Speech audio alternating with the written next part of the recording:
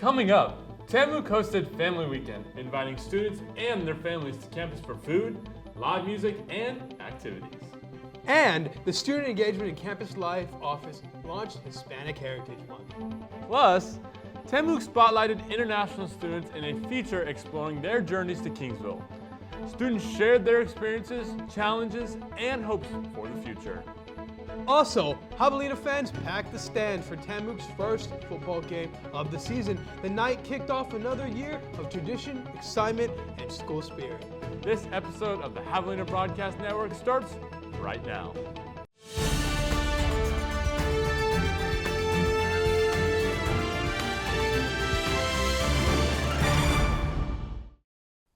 Welcome to this episode of the Javelina Broadcast Network. I'm your host, Jacob Daniels. And I'm Matthew Roberts. Let's get right into the news. TAMUK hosted Family Weekend, where students and their families enjoyed food trucks, live music, and activities. The event gave families a chance to share in Javelina pride and campus traditions. Matthew Nicholas was there with the story.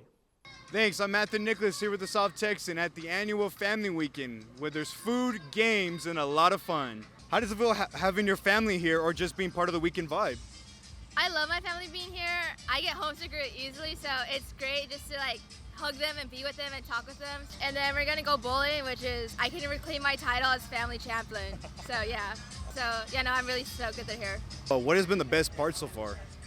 The best part, I like the food, honestly. They have pretty good variety. They have barbecue.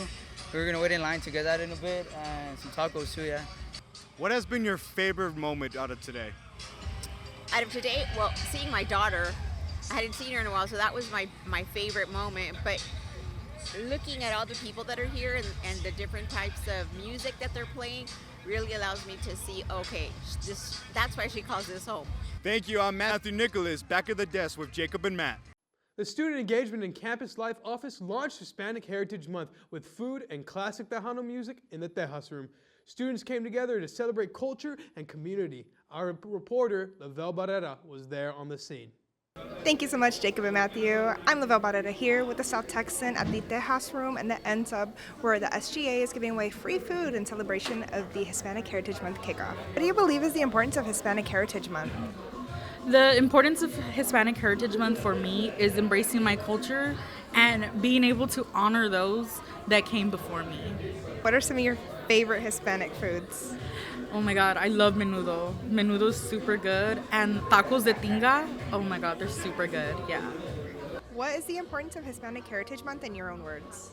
The importance of Hispanic Heritage Month is just to make sure that our students are being seen, that they see a little bit of their history, their backgrounds here on campus. And then what events will y'all be holding in the future for Hispanic Heritage?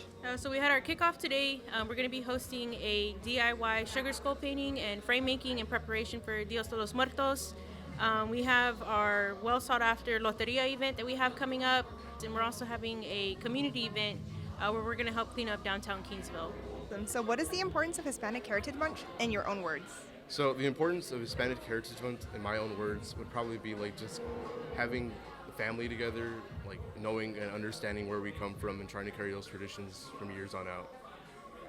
Some of your favorite Hispanic foods, since we are here right now. Okay, so probably number one, probably cheese enchiladas.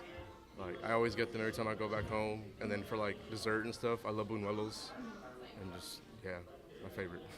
That's all from me. Thank you so much. Now back to the desk. And now, for everyone's favorite segment, Hoggy Highlights. TAMUK expanded its food truck program this semester after first introducing it over the summer. Students said the trucks bring variety and convenience to campus dining, while owners shared their excitement about serving the Javelina community. For more from students and vendors, watch the full story on the Javelina Media Experience YouTube with our reporter, Carla Aguilar. Before we get into this episode's last story, here's a quick word from our sponsor.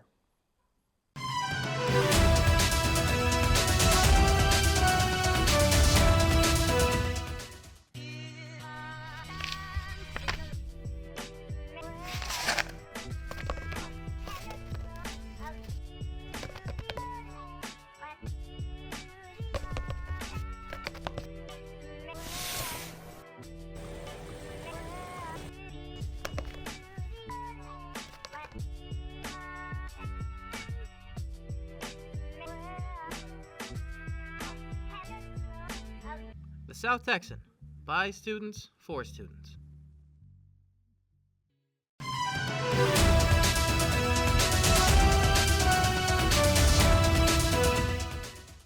Hey Javelinas, welcome back to the second half of this episode on the Javelina Broadcast Network. I'm your host, Jacob Daniels. And I'm Matthew Roberts. Let's get right back into the news. The South Texan highlighted the voices of international students in a feature exploring their journey to Kingsville.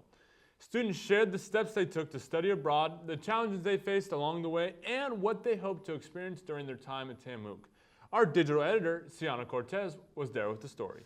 Thanks, Matthew and Jacob. I'm Ciana Cortez. Leaving home to study in a different country takes a lot of courage, determination, and a lot of preparations. For international students here, that journey is filled with exciting opportunities and challenges. What inspired you to study abroad, and why did you choose this university?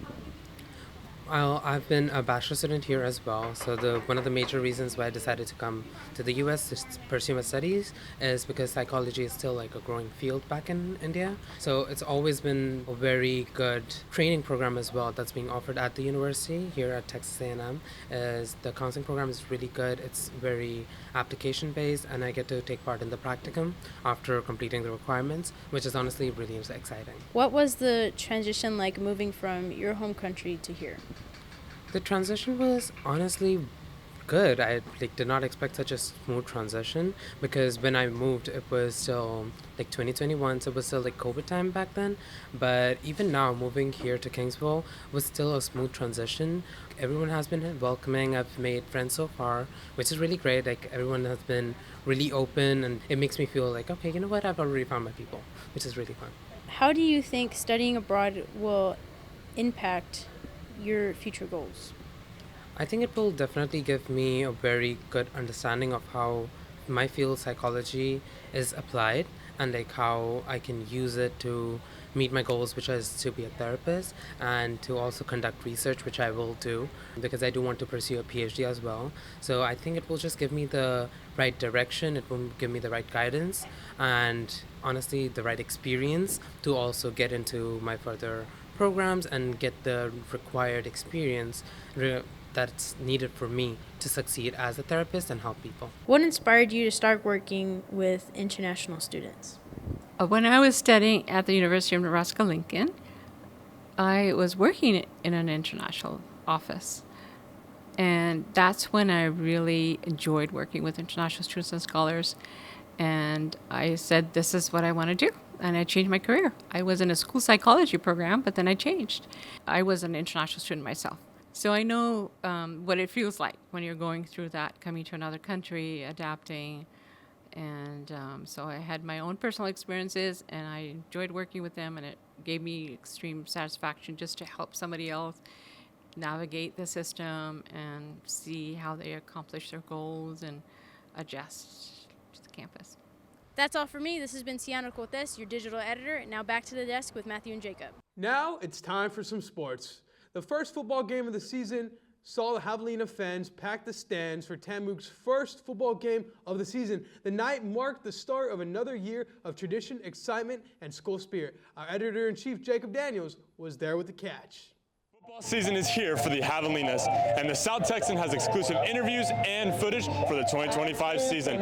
I'm your editor-in-chief, Jacob Daniels. Let's get right into it. We're coming in with, we got to have a fearless mindset. We've done a lot of things to prepare, lots of reps, lots of looks, obviously an off season full of work for the guys, and so we're just finding ways, to develop that fearless mindset and defeat all the fears that they might have going into the first game. Yeah, we're gonna come out and be very sound in what we do. We're gonna be aggressive up front. We're going to mix in, some base coverages and some pressures, the things that our guys are really comfortable playing, and we anticipate playing with relentless effort and playing a very, very, very violent game of football. Well, you never know how prepared you are until you play a game, 3.5-hour game. You don't practice that. Competitive situations, live tackling, lots of scenarios that you prepare the best you can for, but you don't know until you play. Our kids have done everything we've asked them to do, and they've done everything possible to have themselves prepared to play well tonight. I want us to be excited to play, and I want us to be a team that plays. People see us, and they see a team that plays with passion. Coach Coaches preach intensity and getting the season started off right, and that's what we saw tonight. Live from Javelina Stadium, I'm your editor-in-chief, Jacob Daniels. Unfortunately, the Javelinas on Family Weekend did end up taking the loss against University of Texas Permian Basin, but our managing editor, Matthew Roberts, was there with the story. Week 3 has arrived for your Javelina football team, and coming off a tough loss to Northwestern Missouri State last week, the Javelinas look to take on UT Permian Basin, which is ranked 11 in the nation. So let's get right into the action. Right. Yeah. Our preparation doesn't change. We strive to concern ourselves with us, and our focus has just been on improving our own execution. We feel good about the personnel that we have. We feel good about the character that we have. Hopefully we're putting them in the right positions to execute well, and and then our players play hard enough to go earn a victory. Yeah, they have a handful of wide receivers that are special, and when that happens, you really can't focus on one guy. I would say the one guy that probably stands out a little bit just because his size is going to be Ben Patterson, number 10. He's a bigger kid who can run and stretch the field, and he's big. So we got a couple things we may have to do to limit him if he becomes a problem for us. Yeah, I think so. I think the guys like playing here. I think they enjoy being in front of Javelina Nation. But when you get a team like Permian Basin coming in, someone who's well-tested, battle-tested, a lot of that stuff gets neutralized because they're a good team and they've traveled well. And we got to go put our best foot forward to take them down. So. The Javelinas were unable to come out with the win after a 43-30 hard-fought loss. But Javelina Nation did show out for Family Weekend with a packed-out crowd. Be sure to come out and support your Javelinas any chance you get. This has been your managing editor, Matthew Roberts. Thank you for watching. That's all for us. Don't forget to subscribe to the Javelina Media Experience for more news on campus, and pick up your copy of the South Texan. I was your host, Jacob Daniels. And I'm Matthew Roberts. Thank you for watching this episode of the Javelina Broadcast Network.